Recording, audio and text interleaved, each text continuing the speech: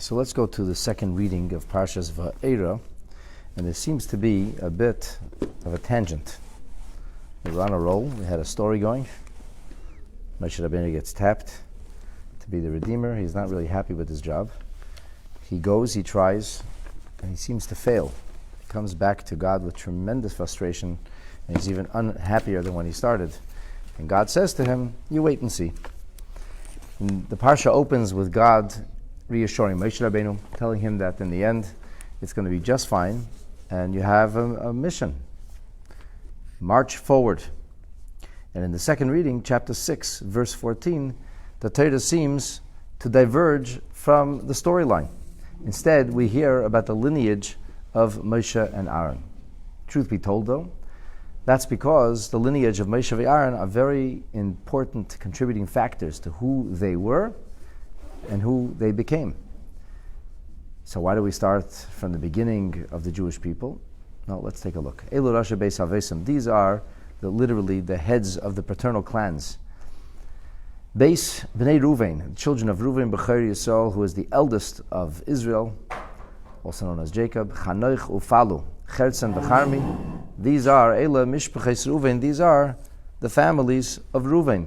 Obviously, these are the names of his children, but ultimately the names of the families. Rashi says, Elu Rashe Beis Havesim. These are the heads of the paternal clans. So what is the purpose here? The main thing, the main focus is to trace the lineage, the pedigree of Moshe and Aaron. However, since we will go and mention the birth of Levi, and then the families of Levi. And that's in order, ad Moshe and Aaron, so that we would reach the story, the narrative of Moshe and Aaron, Hischil. So therefore, the Torah began liyachsam derech tel doisam. So we started from the beginning. In the beginning there was Reuven, and there was Shimon, and there was Levi, all the way to, and then we get to Levi. We talk about Levi's family, and we trace it down to Moshe and Aaron. So this is the simple, straightforward reason. However, Rashi himself is not really satisfied with this, and he says there's got to be a better reason for the Torah including Reuven and Shimon when we get to Levi, till we get to Levi. And so in the parentheses, there's an addition which we think is also from Rashi, although we're not sure. With Psikta Gedela Re'isi, in the tome known as Psikta Gedela, Rashi says, there I saw that the reason, the subtext or sub-reason for Moshe Aaron's lineage being traced first with the mention of Reuven and Shimon is Lefisha Kinteram, Yankiv Avinu, L'shleisha Shvatim Halalu, B'shas Moshe, because when we read of Yaakov Avinu's deathbed instructions, and his blessings to the tribes. And even though we conclude in saying that he blessed all of them, but we don't see it overtly in the scripture. And Yaakov seems only to have criticized Reuven, Shimon, and Levi. So therefore, the Torah has an opportunity now, Chazar HaKosov, the scripture returns, V'yechasam kan levadam, and gives them their own special lineage, as if their own special attention and prominence, loimar, as if to say and broadcast, shechashuvim heim, that they are indeed extremely important. Now we will see that the notion of articulating Moshe and Aaron's lineage is in order to highlight their place amongst the descendants of Jacob, but we were also going to be emphasizing specifically whose children they were, and we'll see why that's important. Moving right along, I think I should tell you that Rashi has this opinion as to why we say Eli Roshe Beis Havesim. However, there are other interpretations. For example, Ramban says, what would be the logic of saying, okay, Jacob and then Levi? And then it seems as if Levi is like the firstborn or something, like the other ones don't count. So it's not only that we're just including them, it's not like demoting them. The Ur HaChaim says, whenever you're going to have a king appointed, there's always pedigree being traced, lineage that's being established. And this is because we are who we come from. And because Moshe Rabbeinu is a Melech Hoya, says the Ur HaChaim, that's why it was important that his lineage should actually be traced. Uvenei Shimon. From Reuven we go on to Shimon. His children were Yemuel, V'Yamin, V'Oihad, V'Yachin, V'Tzochar, V'Shol ben Achnanis. Eila Mishpaches Shimon. These are the families of Shimon. Okay, now we've arrived. V'Elo Shmois bnei Levi. And these are the names of the children of Levi. L'tel doisam. Here the Torah adds the word by their birth. We didn't see this earlier. emphasizing L'tel Doisam. There's Gershon, there is Kahos, and there is Merari. And now the Torah does something it didn't do about Shimon HaLevi. Ushnei Chaye Levi, the years of Levi are Sheva Ushaloshim, U'Ma'as Shana. 137 years were the days of his terrestrial life. Many questions have to be answered here. First of all, why does it say L'tel Doisam? So Rashi doesn't deal with this. I guess Rashi doesn't feel that it merits an answer necessarily in Pshuta Shel Mikra. But the Ramban says this word emphasizes that the reason for all of these verses was to trace the lineage, the pedigree of Moshe and Aaron. So here it's where we're talking about Tel Doisam. It wasn't important. We weren't tracing the lineage or pedigree or children or offspring or progeny of Reuven and Shimon. We are going to be doing that with Levi. That was the purpose of these verses. So it's self-understood why the word L'tel Doisam should show up. Ramban further adds that these are the children of Levi L'tel Doisam because all of the children of Levi, he says, were Chasidei Elyon, supernally pious individuals. They were not simply the children of their fathers, but they all had merit on their own. And of course we know that the children of Israel, or the children of the Shvatim, slowly assimilated, and they melted into the background of Egyptian life. Not so the tribe of Levi. Levi's children remained righteous. They remained committed, devoted, never forgot who they were, and continued to study Torah, holding the banner of Abraham, Isaac, and Jacob aloft. And so Ramban says, therefore there's an emphasis on L'tel Doisam because of who they were and who they became. Now, why do we talk about the years of Levi? We didn't talk about how long Reuven lived. I don't even know how long he lived. We don't know how long Shimon lived, but we know how long Levi lived. So Rashi asked this question. Lama nimnu shnoisav shel Levi. Why were Levi's years enumerated?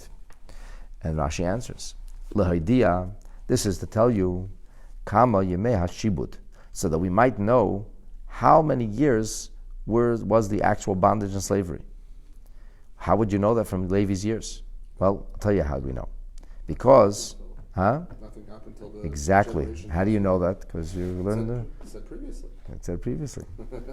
How did it know that? Shekol's man she'echad min hashvatim kayam. As long as one of the tribes, one of the sons of Yaakov is alive, le'haya shibud. There could be no shibud. There was no subjugation. So therefore, it's important for us to know. Shenemar, how do we know this? Because it says it right in the beginning of the book. Shenemar vayamos Yosef passed on, v'chol echav, and all of his brothers. And then only it says, v'char kach v'yakom elachadash. Only later do we hear of the new king who rises and makes believe he never heard of Joseph and doesn't know about the contribution of the Hebrews of the Jewish people. The Levi, so why Levi? Because he was Herech Yamim Al Kulam. He lived longer than anybody else. And therefore we know that when Levi passes, the Egyptian bondage and slavery begins. Verse 18. Uvnei Kahos, the children of Kahos. Amram, V'Yitzar, V'Chevron, V'Uziel. Ushnei Chaye Kahos, and the years of Kahos, Shalosh, Ushloshim, Ume'as Shana. He lives a mere 133 years old. And then he passes on.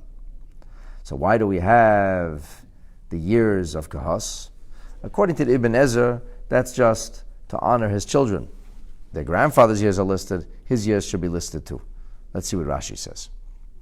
Rashi follows the same approach. He says, V'shnei Chaye Kahos, and then we're going to hear about Shnei Chaye Amram.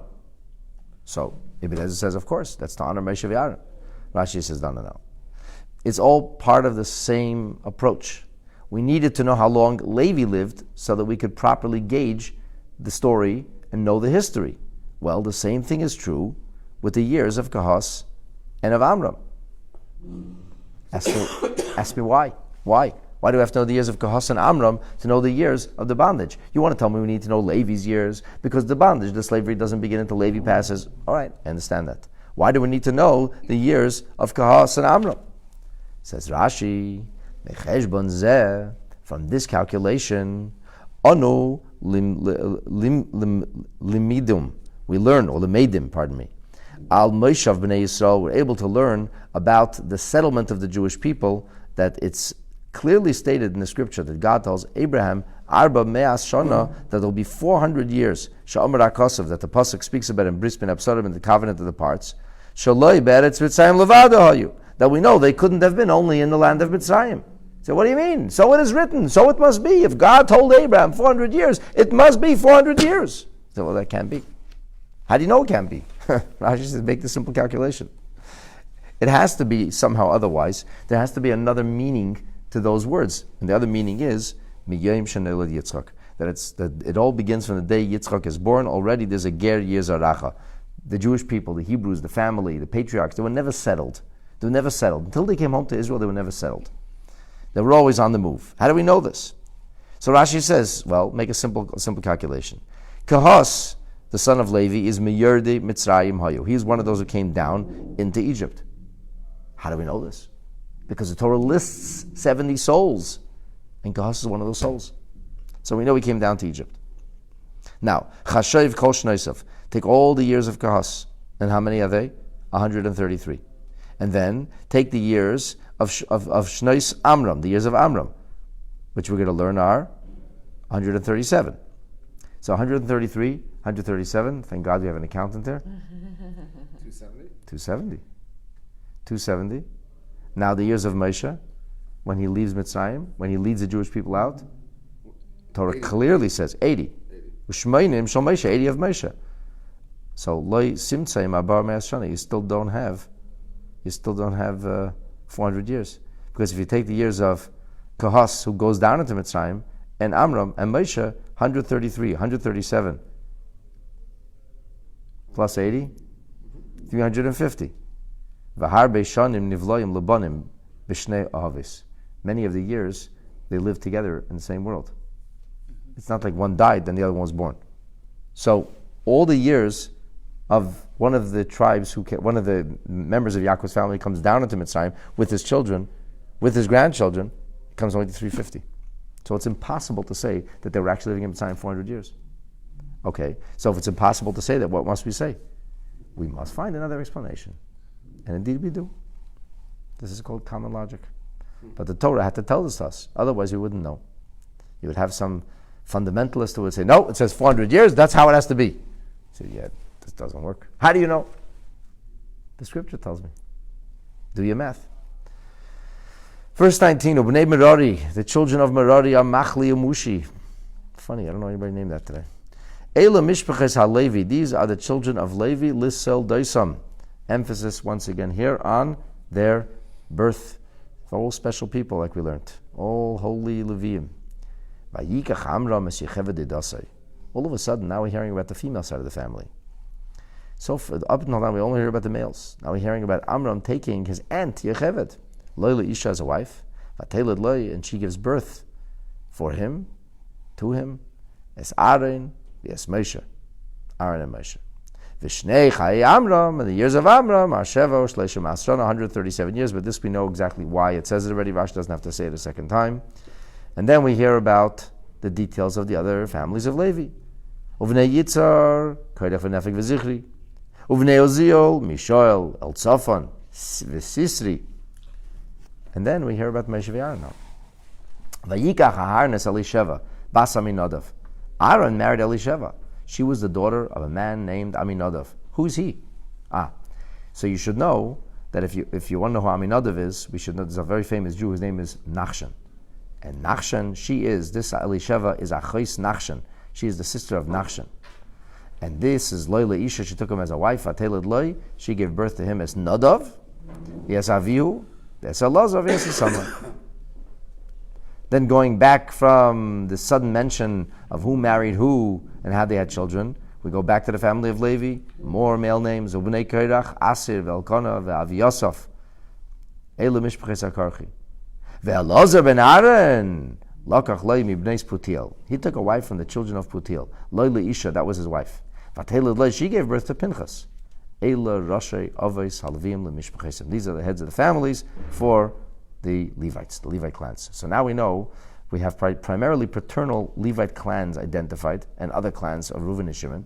We do not have a mention, as a rule, of the woman in the family, with three big exceptions. We hear about who Yecheved married, We hear about who Aaron married, and we hear about who Elazar ben Aaron married. What is going on here? There seems to be no rhyme or reason to this enumeration or this tracing of lineage.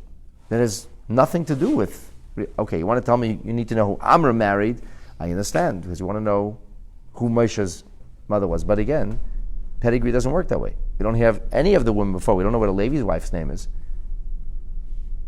Why do we know suddenly what Amram's wife's name is?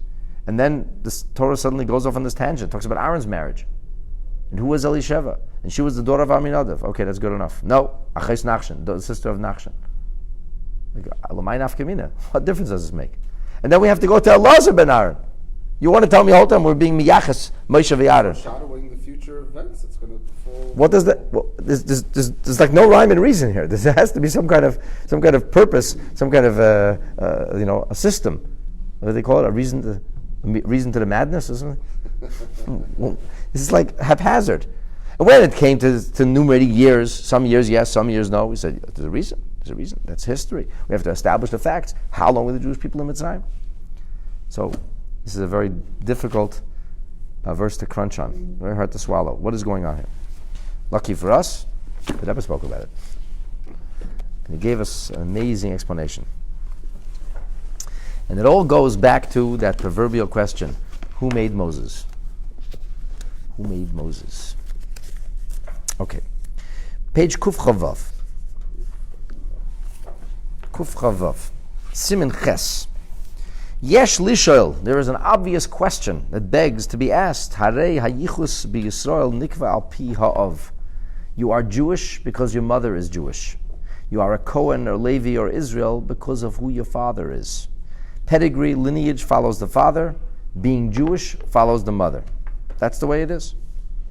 V'lochein, ein ha-Torah mefaretes b'derech klal. Therefore, the Torah generally does not, when it discusses lineage, when it traces lineage, it does not specifically trace the lineage mitzad ha'em from the mother.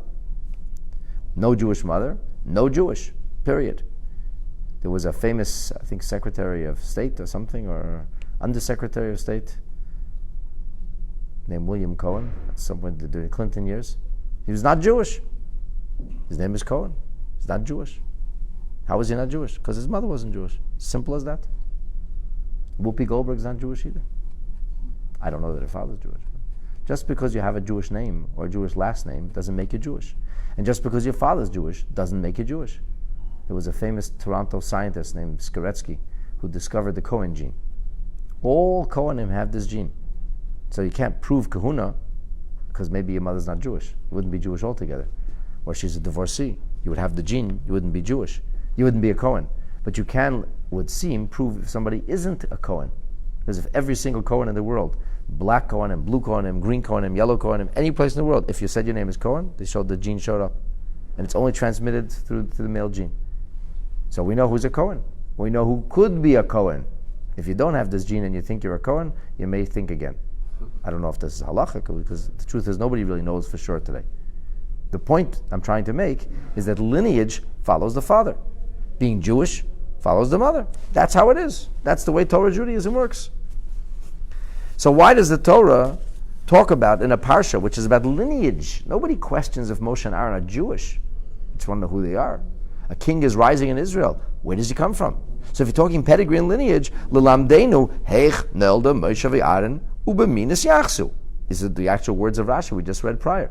We want to know, how did Moshe v'Aaron get there? Who did they come from? What is their pedigree? What is their lineage? And all of a sudden, in the midst of this discussion of pedigree and lineage, where it is the male factor that seems to be of overriding importance, Shalosh Shimoyos Elu, 3 mothers show up. We hear about Yocheved, the mother of Moshe v'Aaron. We hear about Elisheva, who is the mother of Aaron's children. And we hear about the wife of Elisheva. We don't even know her name. But we know she's from Bnei Putiel. Who's Putiel? That's another discussion. That's not even so simple. We don't know her name. We don't even know her father's name. We don't know where she's from. We know she's from the daughter of Putiel. And Putiel is a description of somebody's behavior. What in heaven gives? So the Rebbe says there is an amazing explanation here. And you got to look in the Ibn Ezra and the Ramban because they kind of talk about this a little too, but this is where the Rebbe put it. Amnam, indeed, B'derech klal hayichus hakavua mitzad ha'av. The notion of pedigree, permanently speaking, comes from the father. Your father's a Kohen, you're a Kohen. Your mother's a Kohen, you're not a Kohen. End of story. However, when we talk about Moses, who made Moses? Who wrought the Redeemer? Sheina hadavar. Things are different. B'mikra kazeh, in this kind of circumstance, chashuv lahaker es hayichus gam etzadaim. We need to know who his mother is too. Ask me why. Why, Rabbi? I'll tell you why. Because, Nathan, this being the son of a great Rebbe doesn't make you a Rebbe. Or being the son-in-law of a great Rebbe doesn't make you a Rebbe. You don't become a great leader, a Rebbe of the Jewish people because you have fancy pedigree. Maybe you could be a Kohen. Maybe if there's no better Kohen Gadol, you could be a Kohen Gadol. A Rebbe is not a Rebbe because of who his mother is or who his father is only. You don't get it by accident. You get it because of who you are. So for Moshe Rabbeinu, it's not just a question of pedigree. For Moshe Rabbeinu, it's a question of who raised this child? How did he become who he became? That's what we want to know. Shekain, gam ha'eim toiremes es chelka. The mother gives an equally important contribution. You want to know who somebody is? Look at his or her parents. You'll know who they are. The parents make you. That's who makes you. That's who gets the credit. If somebody was raised right, they turn out okay. That doesn't mean that all good people who have children have great children. There are plenty of good men and women who raise children, do their best, and don't have mazel. Even the Sefer Torah of the Heichel, I'll explain that some other time, needs mazel. Everything needs mazel too. But ultimately, to say that somebody turned out fantastic when they had horrible parents, it happens, but it's very uncommon. And typically, great people, were raised by extraordinary great people. So Moshe Rabbeinu was very great indeed, because he had a great father and a great mother, because he was raised by unique people. So, okay, fine, I get that. So you want to tell me that Moshe Rabbeinu needs to be highlighted. Why? Because you have to know, how did Moshe Rabbeinu become Moshe Rabbeinu? You know how? Because he was born and raised in an environment of dedication to the ideals and of Yiddishkeit and bravery for those ideals. It was Yocheved who fearlessly defied the Pharaoh's order to murder all of the Jewish babies. And she could have paid with her life. It was Amram who remarried Yocheved because they were humble enough to listen to the precocious little daughter named Miriam. These are not ordinary people. So we're talking here about people who we could see that they're unique people. The Torah begins with the story of the mother of Moshe Rabbeinu, describing her bravery to you, telling you how she raised a daughter who was so brave. So now we know who Moshe Rabbeinu, who he is, where he comes from. He said, okay, what does that have to do with Aaron's wife? What does that have to do with Elazar's wife? So the Rebbe says something very interesting. Do you know why we hear about Elisheva? Because Elisheva is the mother of Elazar ben Aaron. So okay, that's nice. So what? Why do we have to hear about the wife of Elazar? Because she's the mother of Pinchas. Do you know what's unique about Elazar and Pinchas? Unparalleled. There are many tzaddikim in the Torah, but there's nobody else in the generation like Elazar and Pinchas. Shnayim Elo, these two, Elazar and Pinchas, Milu behizdam niyashaynis mekayme shel Moshe Rabbeinu. Each of these, for one period, just one story, stepped into the shoes of Moshe Rabbeinu. They role-played as Rebbe, very briefly, but for a short, brief, shining moment, they were the Moshe Rabbeinu. What incident did Elazar step into? What incident? I'll tell you, Elazar. When the Moshe Rabbeinu the soldiers came home from Midian, the final battle before Moshe's passing, and Moshe Rabbeinu was angry. And because he was angry, the halacha suddenly was clouded over before him. And these are known as hilchos gi'ulei nachrim. When you have kitchenware, flatware, or cookware, which is from non-kosher food, you have to kosher it. Moshe Rabbeinu forgot. Why? Because he got angry. Bolakal kas, said our sages, bolakal tos.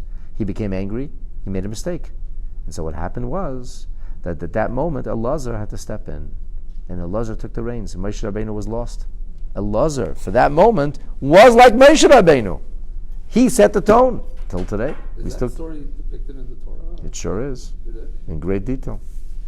Halachas elu nisalmu mimenu beis hashar. At that moment, it was like Moses checked out. Moses wasn't Moses then. Who was the Moses then? For that moment, it was Elazar.